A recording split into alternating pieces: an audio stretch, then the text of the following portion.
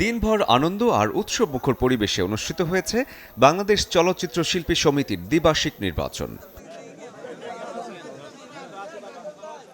নির্বাচনের দুটি প্যানেলে ভাগ হয়ে শিল্পীরা অংশ নেন ভোটযুদ্ধে। ৫৭৩ জন ভোটারের এই নির্বাচনে ভোট দিতে আসেন ৪৮০ জন ভোটার। সন্ধ্যায় ভোট গ্রহণ শেষ হলেও বরাবরের মতোই দীর্ঘ সময় অপেক্ষার পর ফলাফল ঘোষণা করা হয় শনিবার ভোরে, যেখানে আগামী ২ বছরের জন্য শিল্পী সমিতির দায়িত্ব পায় নতুন নেতৃত্ব। বেশিরভাগ প্রার্থী জয়লাভ করেন শিবা শানু জয় চৌধুরী প্যানেল থেকে।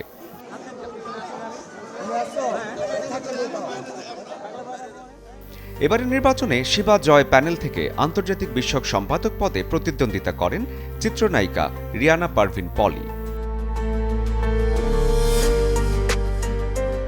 সদ্য সমাপ্ত নির্বাচনে পরাজিত হয়েছেন চিত্রনায়িকা পলি।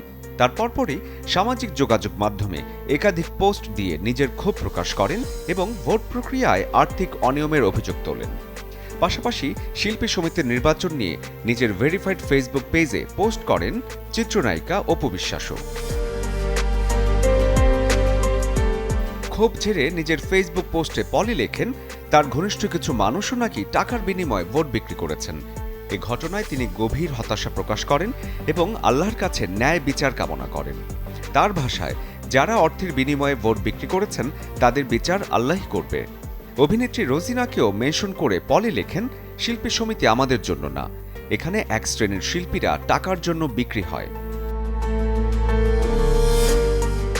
তবে আরেকটি পোস্টে পলি ভোটারদের প্রতি কৃতজ্ঞতা জানিয়ে লেখেন, যারা তাকে সমর্থন করেছেন তাদের প্রতি তিনি আন্তরিকভাবে কৃতজ্ঞ, কিন্তু যারা তাকে ভোট দেননি তাদের নিয়েও মন্তব্য করেন তিনি, জানিয়ে সামাজিক যোগাযোগ মাধ্যমে তৈরি হয় মিশ্র প্রতিক্রিয়া।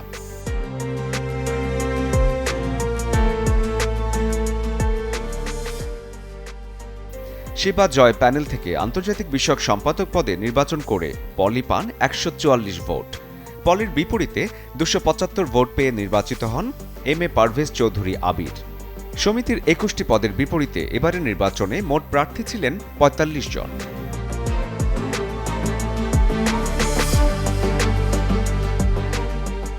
শরীফুল হক, চ্যানেল 24।